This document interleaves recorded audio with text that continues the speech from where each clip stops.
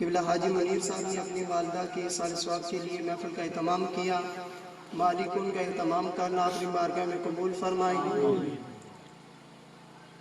ہم جو بھی اعمال کرتے ہیں، کوئی بھی عمل کرتے ہیں، ہم کوئی بھی عمل کرتے ہیں، کوئی بھی کام کرتے ہیں، تو اس کام کے کرنے کی کوئی نہ کوئی ایک وجہ ہوتی ہے کہ یہ کام کیوں کیا جا رہا ہے۔ کوئی بندہ ہے، بڑی محنت کرتا ہے، سردی ہے، ٹھنڈا پانی ہے، اس کے باوجود وہ وضو بناتا ہے، تہجد کے لیے اٹھتا ہے، نوافل پڑھتا ہے، یعنی ہر کام کے لیے محنت درکار ہے۔ اور وہ سبھی کام کس لیے کیے جاتے ہیں؟ اس لیے کیے جاتے ہیں کہ اللہ تبارک و تعالی ان اعمال کو قبول فرما لے، اور جس نے وہ اعمال قبول کرنے ہیں اس نے ان اعمال کی قبولیت کے لیے کچھ شرائط بتائی کہ ان اعمال کو ان شرائط کی بنا پر کرو گے تو تب میں قبول کروں گا۔ میرا عمل، آپ کا عمل جب ان شرائط پر اترے گا تو تب رب کی بارگاہ میں قبول ہوگا، ورنہ رب قبول نہیں فرمائے گا۔ اسی کے متعلق ایک دو باتیں اور اجازت۔ کوئی بھی عمل ہے، اس کی قبولیت کی پہلی شرط، اگر وہ میرا پیغام آپ تک پہنچ جائے تو مجھے فیڈ بیک ضرور دیجیے گا تاکہ میں اگلی بات کی طرف چلوں۔ کوئی بھی عمل، اس کی قبولیت کی پہلی شرط یہ ہے کہ وہ عمل دائرہ شریعت کے اندر ہو، اس سے باہر نہ ہو۔ کوئی بھی عمل، اس کی قبولیت کی پہلی شرط وہ دائرہ شریعت کے اندر ہو، اس سے باہر نہ ہو۔ نہ کسی مولوی کا من پسند ہو، نہ کسی پیر کا من پسند، نہ کسی لیڈر کا من پسند، نہ کسی قاضی کا من پسند، نہ کسی مفتی کا من پسند، وہ عمل دائرہ شریعت کے اندر ہو۔ اب آپ پوچھیں دائرہ شریعت ہے کیا؟ دائرہ شریعت کہتے کسے ہیں؟ اب یہ وہ جملہ ہے کہ میں دیکھوں گا کہ میں کن بشعور لوگوں کے درمیان کھڑا ہو کر گفتگو کر رہا ہوں۔ دائرہ شریعت ہے کیا؟ دائرہ شریعت کہتے کسے ہیں؟ تو سن لیجئے، دائرہ شریعت ہے میرے آقا کی اداؤں کا نام۔ دائرہ شریعت میرے آقا کی اداؤں کا نام۔ علماء کرام سے مخاطب ہوں اور میں کوشش ہے کہ میرا کوئی بھی جملہ مبہم نہ رہ جائے، کوئی مجہول بات نہ رہ جائے جس سے کوئی ناجائز فائدہ اٹھائے، کہ دائرہ شریعت میرے آقا کی اداؤں کا نام، دائرہ شریعت میرے آقا کے طریقے کا نام، دائرہ شریعت میرے آقا کے بول کا نام، میرے آقا کے قول کا نام۔ دائرہ شریعت میرے آقا کے قول کا نام، میرے آقا کے بول کا نام، میرے آقا کے فرامین کا نام، ارشادات کا نام۔ کیوں؟ اس لیے کہ تہذیب عبادت ہے سراپائے محمد۔ اب آپ نے یہ محفل کا اہتمام کیا، یہ محفل سجی، کوئی پوچھے یہ کیوں کیا گیا؟ ہم کہیں گے یار یہ ہماری بلادری کی تہذیب ہے، یہ عمل فلاں کام کیوں کیا گیا؟ یار یہ ہمارے رسم و رواج اس طرح کے ہیں، یہ ہمارے لباس کی تہذیب ہے، ہمارے اٹھنے بیٹھنے کی یہ تہذیب ہے، یہ ہماری گفتگو کی تہذیب ہے۔ ٹھیک ہے، وہ تمہاری تہذیب ہے، لیکن مجھے تو بتانا دیجئے نا کہ اگر عبادت ہے تو عبادت کی تہذیب کیا ہے؟ شریعت ہے تو شریعت کی تہذیب کیا ہے؟ دین ہے تو دین کی تہذیب کیا ہے؟ تہذیب ہے عبادت سراپائے محمد، تسلیم کی خوشبو چمن آرائے محمد، جو منشا خدا کا وہی منشا محمد، جس دل میں ہے اللہ وہی رہتے ہیں وہ بھی، کہتا ہے جو اللہ وہی کہتے ہیں وہ بھی، اور اللہ کی اطاعت ہے، محمد کی اطاعت، قرآن کی دعوت ہے، محمد کی اطاعت، اور حد بند شریعت ہے، حد بند شریعت ہے، حد بند شریعت ہے، محمد کی اطاعت، اور ہے جتنا شعور مسلمانوں سنیو مومن کہلانے والوں، ہے جتنا شعور اتنا ہی ذات کو سمجھ لے، اللہ کو سمجھنا ہے تو محمد کو سمجھ لے۔ کسی بھی عمل کی قبولیت کی پہلی شرط وہ عمل دائرہ شریعت کے اندر ہو، اور میں نے عرض کیا کہ دائرہ شریعت جو میرے حضور سے بات نکلے، شریعت کے اندر من پسند نہیں چلا کرتی، یہ بات فلاں کو بڑی پسند آئی اور یہ بات فلاں کو اس سے بڑی مرضی لگی۔ شریعت کوئی بھی عمل ہو وہ دائرہ شریعت کے اندر ہوگا تب رب کی بارگاہ میں قبول ہوگا۔ اور دیکھیں قرآن وہ ہے، مولانا اکاڑوی علی نے علیہ رحمہ نے ایک بات لکھی، وہ لکھتے ہیں کہ یورپ کی ایک ویلفیئر سوسائٹی، انہوں نے ایک اجلاس کیا اور اجلاس کے اندر انہوں نے یہ مشاورت کی کہ آیا دن مذہب کے نام پر لڑائی جھگڑے ہوتے رہتے ہیں، تو کیوں نہ ایسا کیا جائے تمام مذاہب کو ایک پلیٹ فارم پر ایک جگہ اکٹھا کر دیا جائے۔ انہوں نے مشاورت کی، مشاورت کرنے کے بعد انہوں نے 3 مذاہب کو بلا لیا، ایک یہودی دانشور کو بلا لیا، ایک عیسائی دانشور کو بلا لیا اور ایک مسلمان دانشور کو بلا لیا۔ اب آپ کہیے دنیا کے اندر باقی بھی کافی مذاہب ہیں لیکن صرف تینوں کو ہی کیوں بلایا گیا؟ ان کا یہ دعویٰ تھا کہ یہ 3 جو مذاہب ہیں ان کا یہ دعویٰ ہے کہ ان کا مذہب آفاقی ہے، یعنی آسمان سے نازل ہوا۔ ان کو بلا لیا گیا، 2 جج سامنے بیٹھے، ایک سوال آپ کی بارگاہ میں۔ اب جج سوال کرتا ہے کہ بتاؤ مذہب وہ ہوتا ہے جو کسی نبی کے ساتھ خاص ہو، ملا ہوا ہو، منسلک ہو، تو بتائیں آپ کا مذہب کس نبی کے ساتھ ملا ہوا ہے؟ عیسائی کہتا ہے جناب ہمارا مذہب جناب عیسیٰ روح اللہ کے ساتھ منسلک ہے، ہمارے آقا ہیں، ہمارے نبی ہیں۔ یہودی کہتا ہے جناب ہمارا مذہب جناب موسیٰ علیہ السلام کے ساتھ ملا ہوا، ہمارے آقا و مولا ہے۔ اور مسلمان کہتا ہے کہ ہمارا مذہب جناب محمد رسول اللہ کے ساتھ ملا ہوا ہے، ہمارے آقا و مولا ہے۔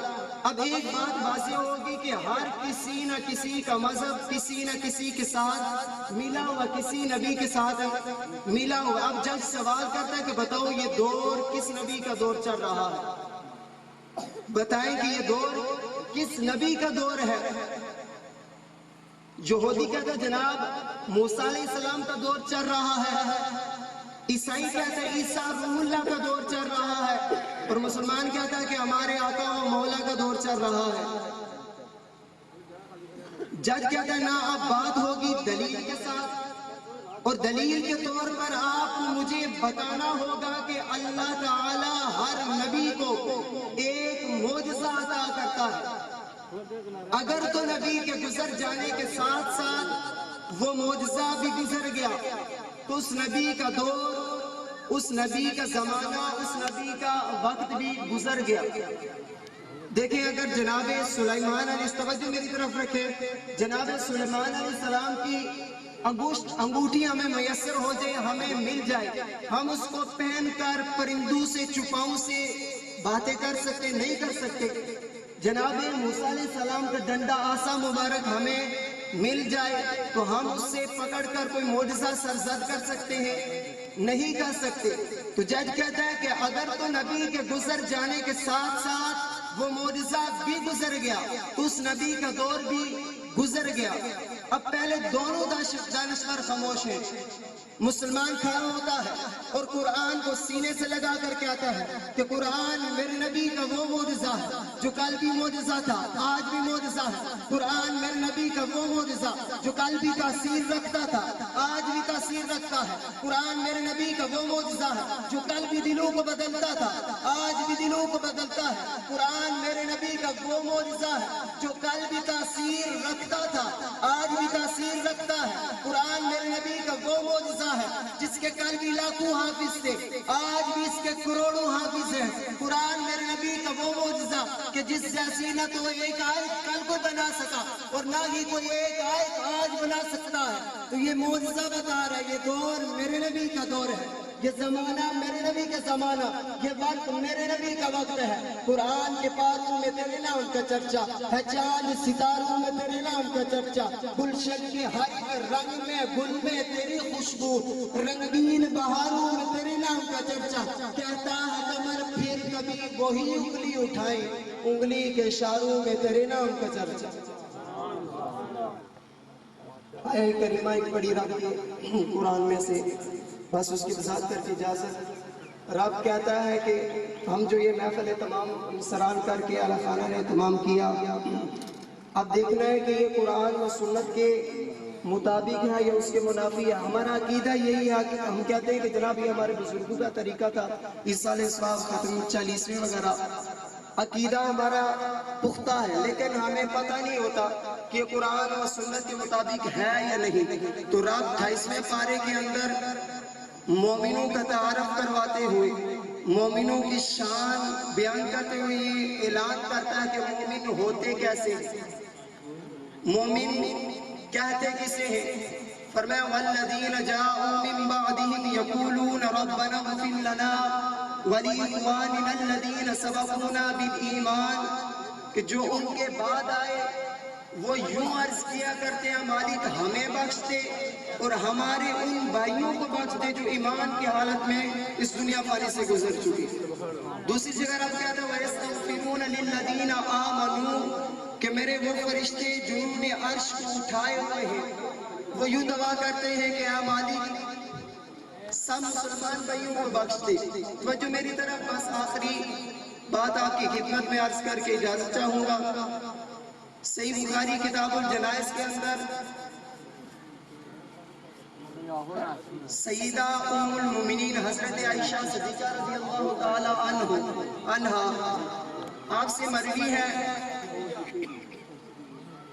کہ حضور کی بارگاہ میں ایک شخص حاضر ہوتا ہے اور عرض کرتا ہے کہ آقا نعرہ تکبیر، نعرہ رسالت، نعرہ حیدری۔ احباب گرامی قدر، مفتی پاکستان مفتی اصل قبلہ علامہ مفتی جواد حیدر صاحب آپ تشریف فرما ہو چکے ہیں۔ جو ہمارا دستور ہے سبھی حضرات چادروں سے ہاتھ باہر نکال کر حیدر کے ذکر سے محفل کو 4 چاند لگا دیں۔ حیدر حیدر حیدر حیدر حیدر حیدر حیدر حیدر حیدر حیدر حیدر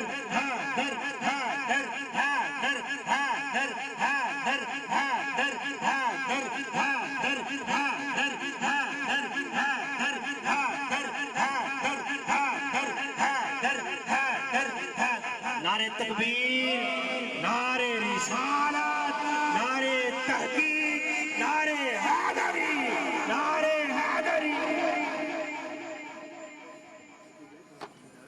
تمامی احباب آگے آگے تشریف لے، میں اعلیٰ خانہ کی طرف سے اور اپنی طرف سے قبلہ مفتی صاحب کو خوش آمدید کہتا ہوں۔